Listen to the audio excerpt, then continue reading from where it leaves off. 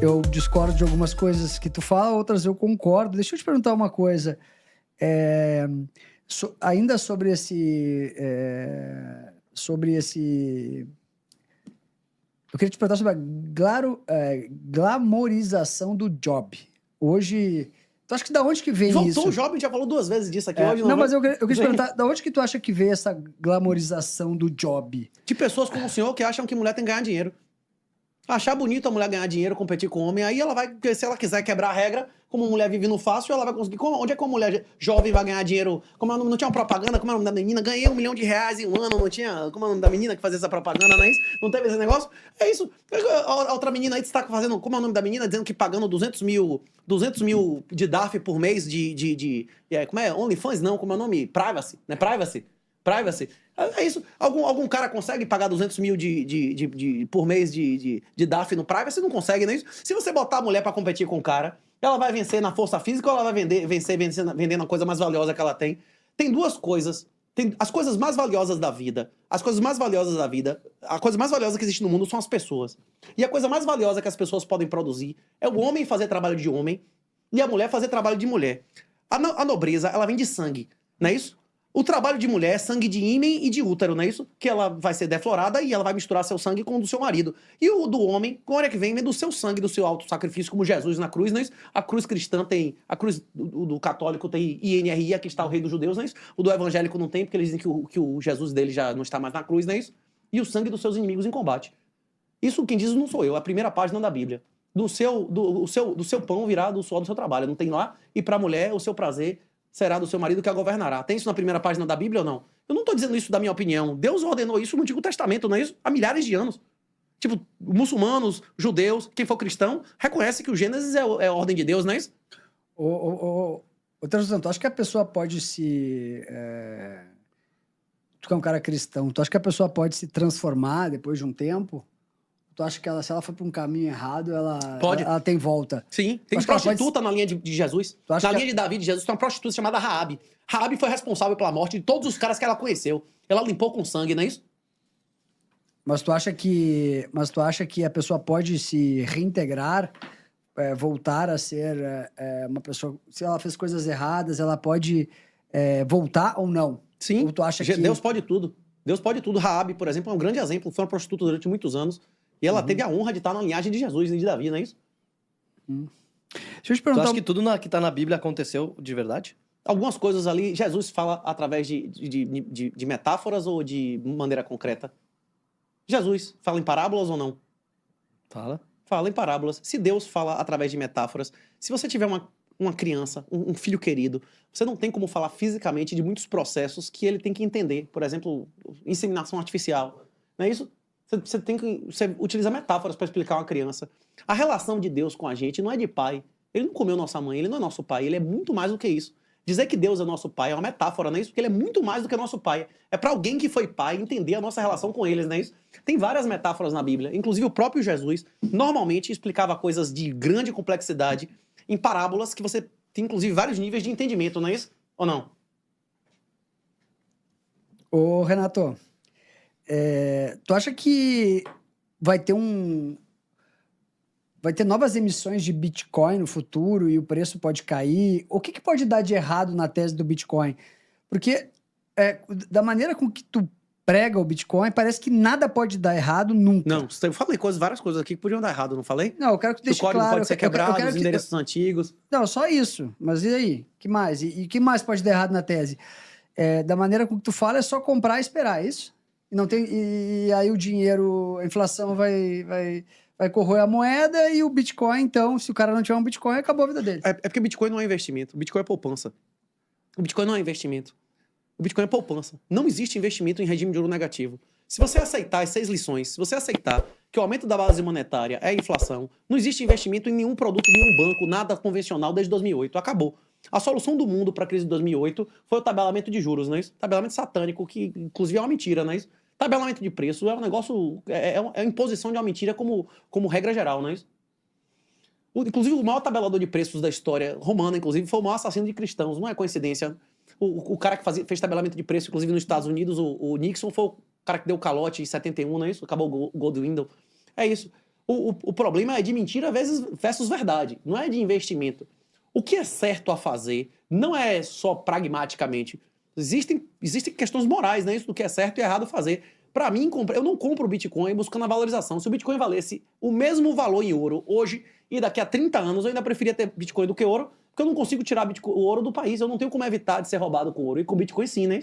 Ele é mais transportável, ele é mais divisível, ele é mais escasso do que o ouro. Foi o que a gente estava conversando lá fora. Quem comprou ouro ganhou de quem comprou prata, garantidamente, nos últimos 30 séculos, não é isso? Você entende por quê? Que a oferta não cresce. É a elasticidade, não é isso? Você pode dobrar o valor do ouro e não afeta nem 50% da sua oferta. A prata, o cobre.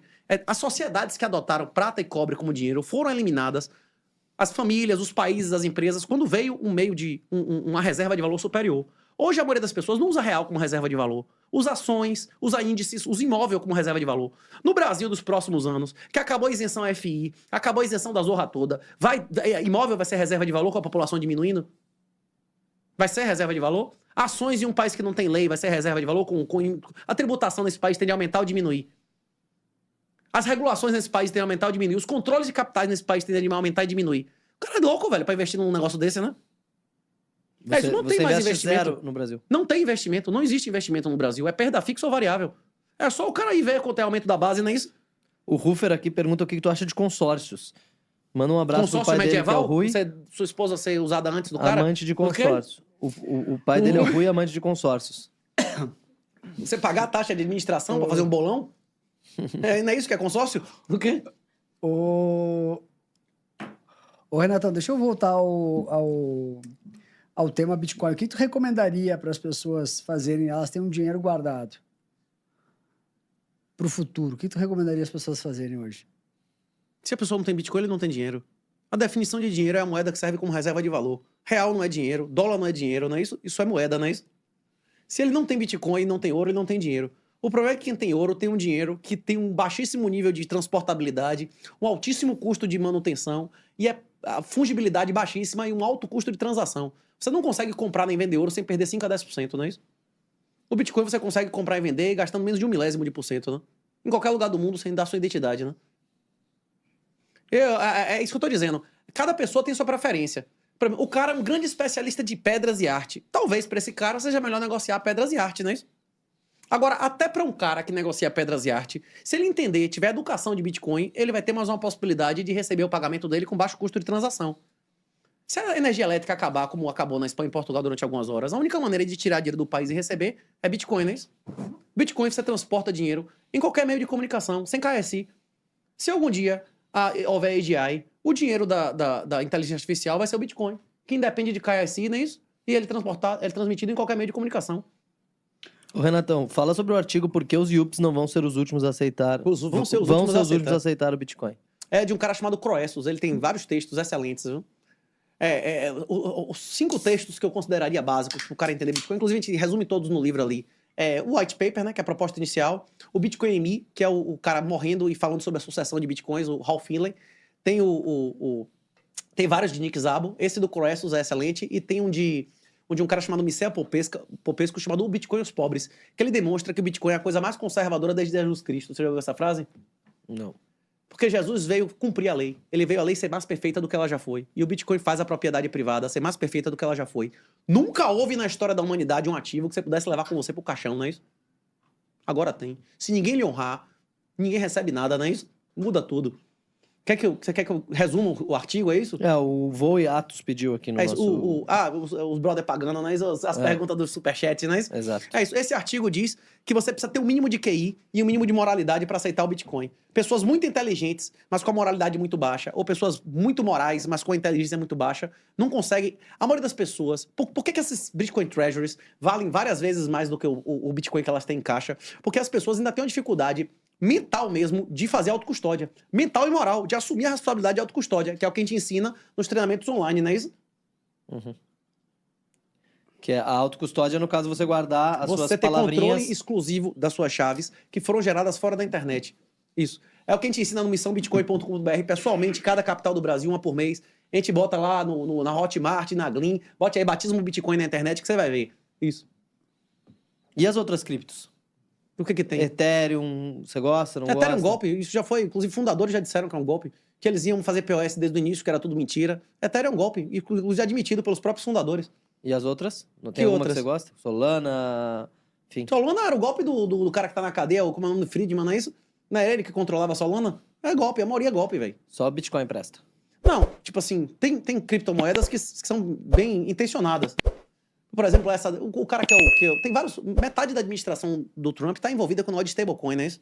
Esses negócios, o pessoal inclusive fica fazendo piada, que era stablecoin. Era a palavra mais usada nesses eventos, mais que o próprio Bitcoin, não é isso? Tem várias stablecoins. A tendência nos próximos anos é que a maioria dos ativos do mundo eles sejam sintéticos, hipercolateralizados de Bitcoin.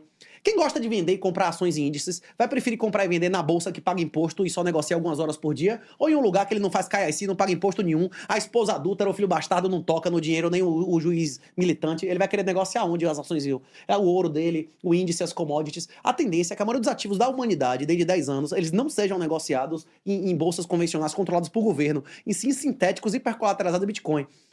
As stables, tanto as bancárias quanto as algorítmicas, rapaz, a tendência é isso aí dominar as finanças, velho. Se você tiver alguma dúvida, bote aí no Substack do 38, tem uma dezena de textos explicando isso aí, como é que eu acho que vai ser, viu? Você compreende o que é um smart contract? Uhum. Pois é isso aí, meu irmão. Fala por que o Satoshi Nakamoto é o John Galt. Frost S2. O John Galt é uma figura de um livro de Ayn Rand que ele liberta os empreendedores, ele liberta as pessoas que são livres pela própria natureza de uma ditadura totalitária, sem violência. O John Galt faz as pessoas pararem de colaborar com a ditadura, levando ela ao colapso. Nós não precisamos que ninguém solte fogos na porta do STF. Vocês concordam comigo? Alguém solta fogos na porta do STF vai ajudar o Brasil? Não. Você fazer críticas, ficar xingando o político. Não, você não vai ajudar o Brasil em nada. Você ajuda o Brasil pegando seu patrimônio, venda tudo que você tem, vendendo e colocando em autocustódia. Primeiro estudando pra não fazer merda, não é isso? Você não dá pra vagabundo, pro ladrão. Estudando a autocustódia. Essa é a arma que você tem que ter. Agora, mais importante do que ter arma é saber atirar.